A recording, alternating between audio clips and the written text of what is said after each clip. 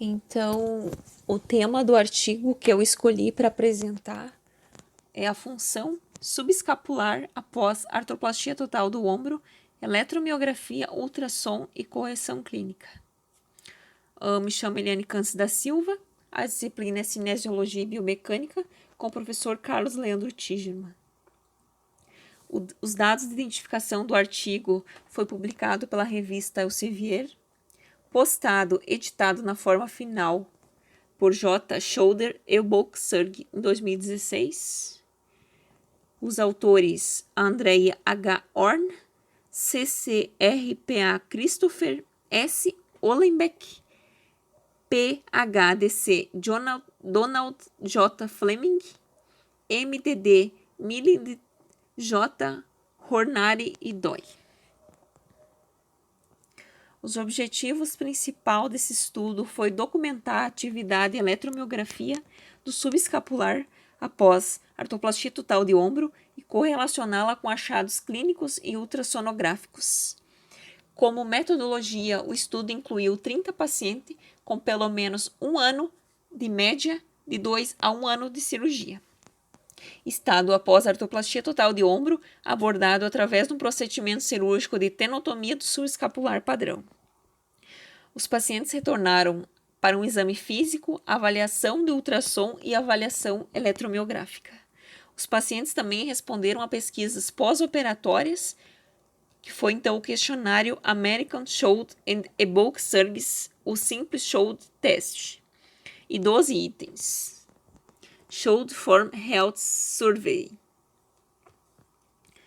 Como critérios de inclusão, então, de acordo com o protocolo, todos os pacientes tinham mais de 45 anos no momento da cirurgia e foram submetidos a artroplastia total de ombro primária para o tratamento de osteoartrite, por meio do procedimento de tenotomia subescapular. Foram, então, realizados registros pré-operatórios revisados para confirmar o diagnóstico de osteoartrite primária. E foram documentados também registros pós-operatórios e foram revisados para verificar, então, se a tenotomia subescapular padrão e houve um reparo do tendão foram usados durante o procedimento. Como resultados, então, de 30 participantes, 16 completaram a pesquisa ACES no pré-operatório. E todos os 30 completaram a pesquisa no pós-operatório em uma visita agendada.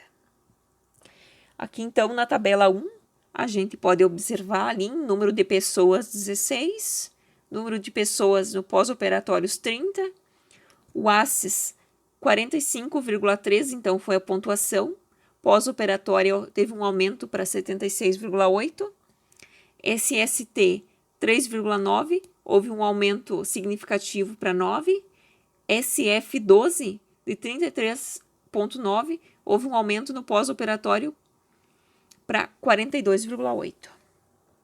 Aqui, então, também tem a tabela 2, que mensura a amplitude de movimento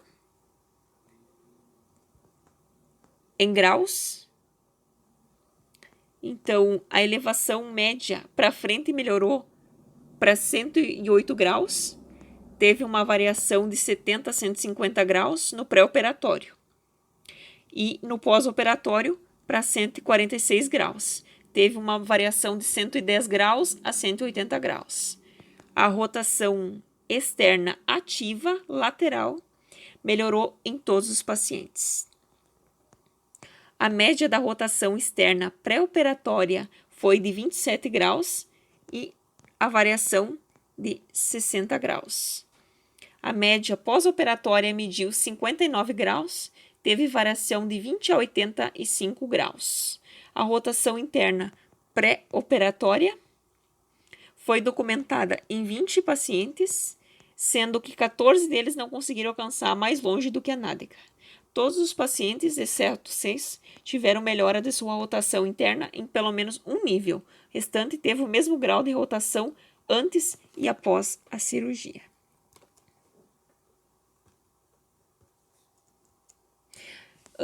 Aqui a gente vai falar um pouquinho de um teste que foi realizado de pressão e levantamento. Então, o exame pré-operatório de pressão abdominal foi realizado e documentado em 27 pacientes deles. Deles, 14 tiveram resultados negativos. 11 foram incapazes de realizar a manobra secundária, devido à falta de movimento de rotação interna. Pós-operatório, 30 pacientes apresentaram resultado negativo no teste de pressão abdominal. Outro teste, então, que foi realizado de decolagem, foi documentado 21 participantes no pré-operatório. Destes, 8 não conseguiram realizar o teste devido à falta de movimento e amplitude de rotação interna. 13 tiveram resultado de teste de decolagem negativo. Já no pós-operatório, o grupo de estudo total demonstrou o teste lift-off negativo em 23 pacientes, positivo em 6 e apresentaram subescapular intacto no exame de ultrassom, ambíguo em 6 e 6 resultado falso positivo para o teste de sustentação. Resultados de ultrassom e eletromiografia. Dos 30 ombros, 28 subescapular intacto. 2 com o tendão rompido, identificado no ultrassom de acompanhamento. 2 tentaram ter um tendão do subescapular intacto mais atenuado. Os pacientes que apresentaram os tendões dilacerados e atenuados apresentaram uma eletromiografia normal. O resultado eletromiográfico do ombro não envolvido foi normal em todos os músculos testados, o que proporcionou uma excelente comparação de controle em comparação ao lado operado. Os resultados eletromiográficos pós-operatório foram normal em 15 pacientes, nos outros 15 houve evidência de desnervação crônica com alteração na reinervação nos 5 músculos testados. Os 15 com resultados anormais no exame da agulha, houve evidência na continuidade axonal presente em os 5 músculos testados. Neles, 15 pacientes, o subescapular superior estava anormal, 9 de 15, equivalendo a 60%. Supraespinhal, 8 de 15, o que equivaleu a 53%. Supraespinhal, 6 de 15, o que equivaleu ao resultado de 40%. Redondo menor, 6 pacientes de 15 pacientes, o que valeu 40%. Romboide, 4 pacientes de 15, o que valeu uma média de 27%. Em 5 desses pacientes, havia apenas um único músculo que apresentou anormalidade, do seu escapular superior. Em 3, infraespinhal. Em 1, redondo menor. Em 1. Então, aqui é a tabelinha 3, que mostra os resultados ali que eu li anteriormente.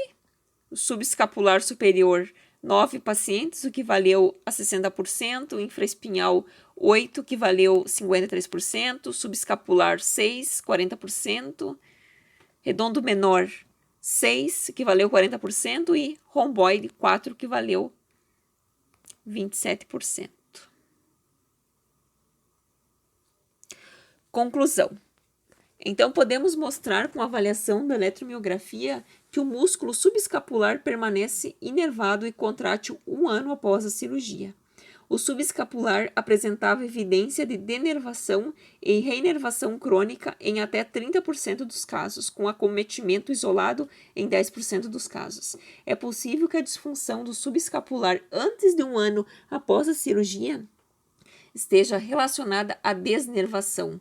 No entanto, em metade dos pacientes, também houve evidência de desnervação crônica e alteração de reinervação em 4 outros músculos. Também mostramos evidência de desnervação e reinervação do infraespinhal em 27%, supraespinhal em 20%, do redondo menor em 20% e do romboide em 30% dos casos. A aprovação do Comitê de Revisão Institucional foi obtida pelo Escritório de Proteção de Assuntos Humanos da Penn State Millions e da Penn State College Oficina. Então, aqui as referências e é essa a minha apresentação.